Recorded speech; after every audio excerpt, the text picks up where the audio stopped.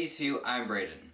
And I'm Ashlyn. We've got another great show from home for you today. Stay tuned for the forecast.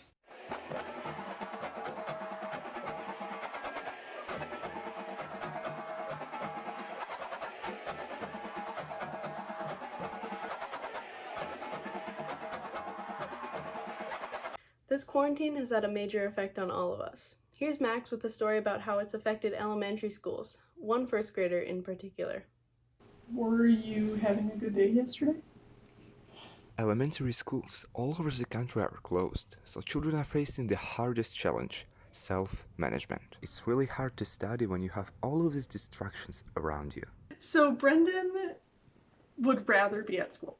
He's told us that. He misses his friends, he misses his teachers.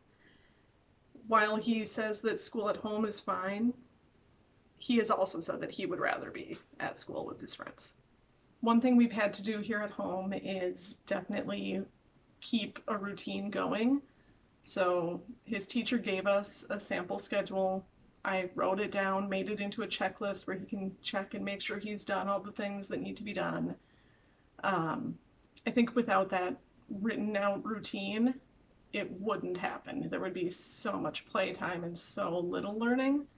And right now I feel like we're finding a good balance. Well, it looks like it's winter again, and since weather here is so unpredictable, here's Lucas with the forecast. Hey Eastview, I'm Lucas and you're watching the Forecast, where we bring you your weekly weather. So starting out today, it's going to be 31 and snowing, as you can clearly see. Tomorrow it's going to be 37 and also another possible chance of snow, where it is going to get a bit warmer on Saturday, which is going to be 61 degrees, but throughout the entire week it's going to be kind of chilly. I'm Lucas and this was the Forecast. Thank you, Lucas. Now we have Zien giving us a look into how both teachers and students are dealing with online learning. Take a look. Hey ECU, it's Yen. With the district implementing e-learning until May 4th at the earliest, students and teachers are being forced to transition from their regular public school routines to online school. Some of those changes include doing schoolwork full-time in the comfort of their own homes. Because of that, teachers and students are finding new ways to learn and to teach. Here are how some of the teachers and students of ECU are doing just that.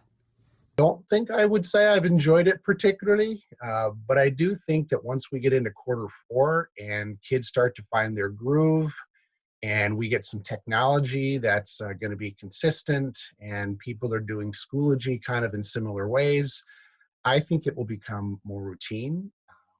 I'm not sure I would ever say that I would enjoy it. There are some perks to it, but I would much rather be at school with students.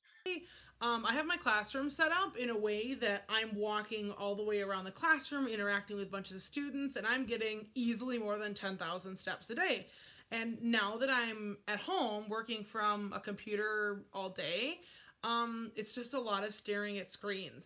So it's a lot of change to go from seeing face-to-face and seeing that interaction to everything being online. I've been liking online school mainly because I can kind of have my own schedule and I can kind of focus on which subject I want to do first and which subject I want to do last and kind of just like plan out my day while I'm still in bed. So I think that's really nice. One change I've had to implement into my routine is making a set list of everything I need to do throughout the day and doing it first and then taking like a long break afterwards.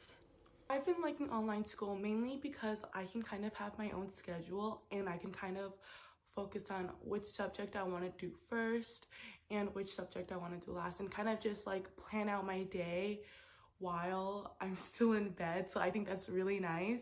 Anybody who teaches, I think the biggest reason why you get into the profession is because you enjoy people. And high school is just the age group that I just love the most. They're curious, they're inquisitive, they're funny, and there's no substitute for that when you're teaching from home. So I desperately miss the people that I work with. I really, really miss the students that I see every day. They energize me, they make me laugh. And when you don't have that, it's not the same. It just becomes the material, which is still worthy to be taught. However, without the relationship piece, it's not the same dynamic. So I hope we can all come back to school very soon. I can speak for all the teachers that we desperately miss our students, and we hope that we can still have some school before the year is over. Take care. One thing I miss about regular school is definitely the people. I miss all of my friends, and I know we have things like FaceTime and all, but I don't know, it's not the same. I want to see everyone and just being with them and be there with them. That's a lot different than like FaceTime or like video chat. There's a lot that I miss about being in physical classes all day. First of all, it's that human interaction. It's a lot of things that I took for granted previously. So that human interaction, just being around other people without having to panic with how far you are apart from them, like the hugs and the high fives and the fist bumps and, you know, the laughter that we share in a classroom is something that is really hard to replicate online. And, you know, it's just being able to have face to face with every kid.